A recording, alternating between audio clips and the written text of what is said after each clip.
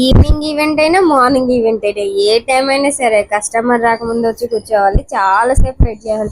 ఏంటో కస్టమర్ నేను హాల్కి వచ్చేసిన ఆల్రెడీ రండి అని చెప్పేసి అంటారు. సరే అని చెప్పేసి హాల్కి వెళ్ళి చూస్తే 2 hours వెయిట్ చేసినా సరే వాళ్ళైతే రారు. ఫోన్ చేస్తే వస్తున్నా వస్తున్నా అంటారు. ప్రతి ఒక్క మేకప్ ఆర్టిస్ట్ కి ఇదే కష్టాలు ఉంటాయి నాకు తెలిసి. అయితే రిసెప్షన్ మేకప్ కి వెళ్ళాను. మేడం అయితే తనే చాలా బాగా కోఆపరేట్ చేశారు. లెహెంగాకి సెట్ అయ్యేటట్లు లాస్టల్ గా మేకప్ చేయండి అన్నారు. అదే హెయిర్ స్టైల్ కూడా నాకు కలిసి కావాలి, లెహెంగా కాబట్టి లీవ్ అయితే బాగుంటుంది అని చెప్పేసి అన్నారు. మేడం కావాల్సినట్లయితే హెయిర్ స్టైల్ చేసి పెట్టా.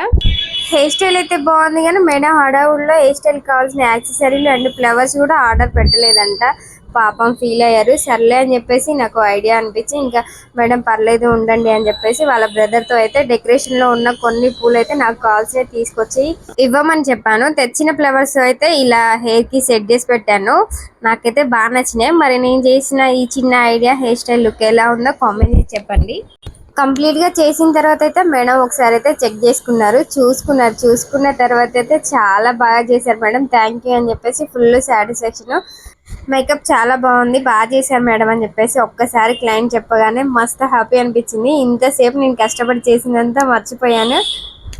మేకప్ అయిపోయిన తర్వాత చూడండి మొత్తం చిందర మందం చేసే ఆడవుల్లో ఆగమాగం వేసేస్తాము. ఇంకా అన్ని చదువుకొని నిమ్మలంగా బయటకి అయితే వచ్చేసాము. పోయేటప్పుడు అయితే ఎవరు ఉండొద్దా హారాంగా లోపలికి వెళ్ళిపోతాం, కానీ వచ్చేసరికి బయట అయితే ఫుల్ నిండు ఉంటుంది. అంత మందిలో బ్యాగ్ పట్టుకొని సైలెంట్ గా అటు ఇటు చూడకుండా కామ్గా అయితే బయటకు వచ్చేస్తాను. నేనైతే మనసుకి ఇష్టమైన పని చేసినప్పుడు ఎంత కష్టమైనా సరే ఏం బాధ అనిపించదు. వెళ్ళేటప్పుడు నా ఫేస్ ఎలా వెలుగుతూ ఉందో వచ్చేటప్పుడు కూడా అంతే హ్యాపీగా ఉన్నా. నాకు ఇష్టం కదా ఈ వర్క్ అంటే.